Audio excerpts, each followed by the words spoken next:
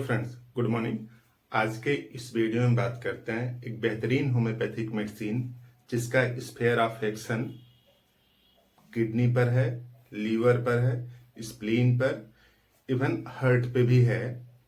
और खास बात, अगर किडनी, लीवर, स्प्लीन या हार्ट किसी भी बीमारी में इन्वॉल्व होता है तो जनरल बॉडी में फ्लूइड इकट्ठा होने लगता है, जिसको ड्रॉप्सी बोलते हैं या फिर एनासार का, यानी बॉडी में सूजन आ जाती है। तो सूजन के लिए बेहतरीन मेडिसिन है बोरिक की मेट्रेमेडिका में लिखा है। जिसको भी कंफ्यूजन कुछ हो रहा हो तो आप बोरिक की मेट्रेमेडिका में आप पढ़ लीजिए, क्लियर कट लिखा है। ए प्रॉम्प्ट डाययूरेटिक्स, यानी तुरंत डाययूरेटिक्स का काम करेगा। डाययूरेटिक्स मतलब बॉडी से फ्लूइड्स को बाहर निकालेगा। इस वीडियो में हम लोग यही समझने की कोशिश करते हैं कि जो लिएट्रिस स्पाइकेटा है, इसका स्फीयर ऑफ एक्शन किस तरह से बॉडी को इन्फ्लुएंस करता है और बीमारियों को ठीक करता है। पूरी बात समझने की कोशिश करते हैं। तो देखिए, क्लियर कट पहली लाइन लिखा है वेस्कुलर स्टिमुलेंट, यानी जो ब्लड वेस्कुलर सिस्टम है, यानी जो ब्लड सर्कुलेशन है, ब्लड सर्कुलेशन उसको स्टिमुलेट करता है। तो देखिए, जो ब्लड सर्कुलेशन है अगर वो स्टिमुलेट होगा तो ब्लड सर्कुलेशन बेसिकली करता क्या है कि ऑक्सीजन का और कार्बन डाइऑक्साइड का ट्रांसपोर्ट करता है बॉडी से, और उसके साथ साथ न्यूट्रिएंट और वाटर का भी।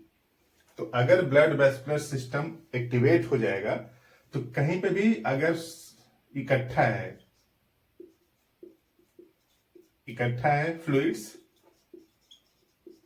तो अगर ये सर्कुलेशन बढ़ेगा तो सीधी सी बात है कि फ्लूइड्स मेन सर्कुलेशन में आ जाएगा, यानी ब्लड वेस्कुलर सिस्टम के सर्कुलेशन में आ जाएगा, ब्लड में आएगा। और अगर ब्लड में आएगा तो सीधी सी बात है कि वो कभी फ्लो करते करते पहुंचेगा किडनी तक, और किडनी फिल्टर करके उसको बाहर निकालेगी। तो जो ब्लड सर्कुलेशन है, वेस्कुलर एक्टिविटी है, उसको बढ़ा देता है। अब किसकी एक्टिविटी बढ़ाता है? स्किन की बढ़ा देता है, और प्लस म्यूकस मेम्ब्रेन की।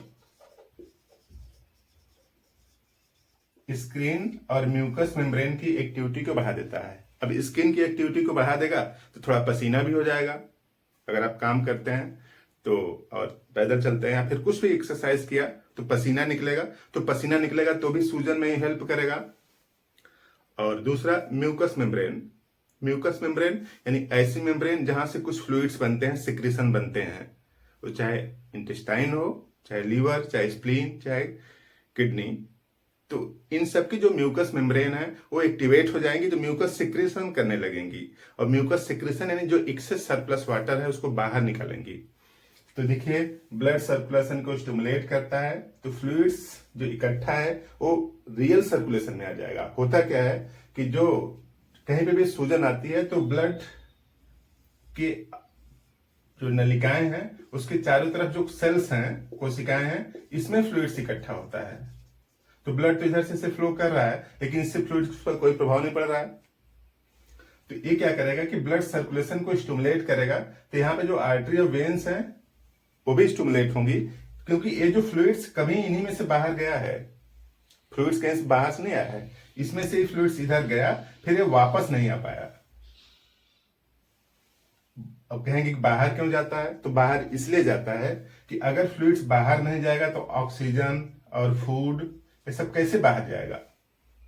तो ऑक्सीजन, फूड बाहर जाए, इसके लिए जरूरी है कि फ्लूइड थोड़ा रिसे कोशिकाओं में जाए, फिर वहां से वापस इकट्ठा हो जाता है।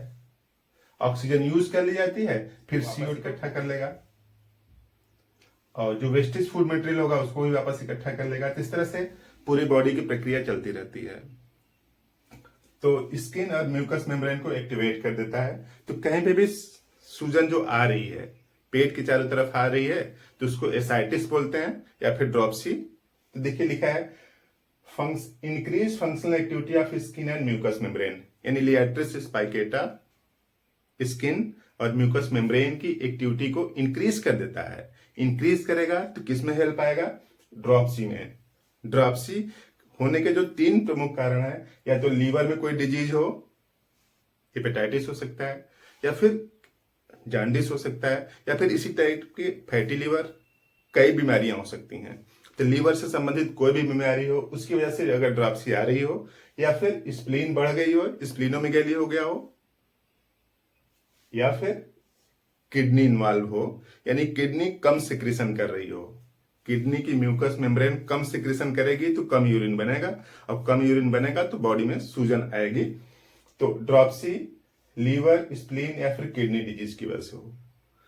और एनासार का मतलब पूरी बॉडी में सूजन आ रही है, चेहरे पर, पेट में, पैर में, हर जगह थोड़ी थोड़ी सूजन है, यानी ये पोर्शन कुछ बचा नहीं है कि यहाँ पे सूजन नहीं है, तो उसको एनासार्का बोलते हैं।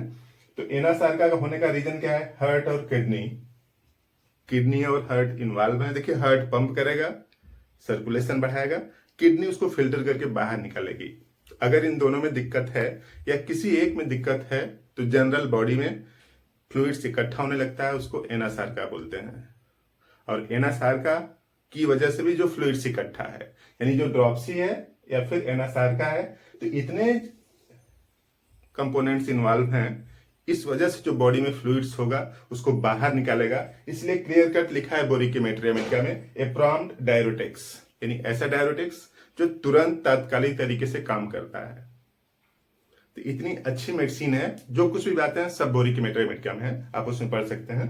तो इस तरह से ये जो लिएट्रिस स्पाइकेटा है काम करती है। और आपके नियर बाय रिलेटिव में किसी को भी अगर दिक्कत है इस तरह की, तो जो भी दवा ले रहे हैं उसको लेते रहें, लिएट्रिस स्पाइकेटा को भी ट्राई करें, लाभ पाएं, बीमारी में हेल्प होगी। लेने का तरीका सिंपल सा, आप लिएट्रिस स्पाइकेटा मदर टिंचर ले लीजिए, ठीक है। इसका 15 बूंद 3 टाइम 1/4 कप पानी में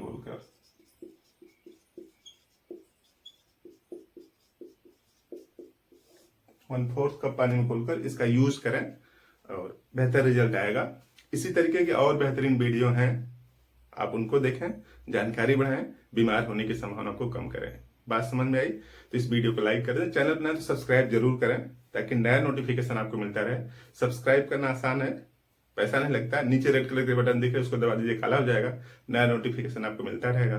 और इस तरह से जानकारी बढ़ने की संभावना बढ़ जाएगी। तो आपने पूरा वीडियो देखा, थैंक यू।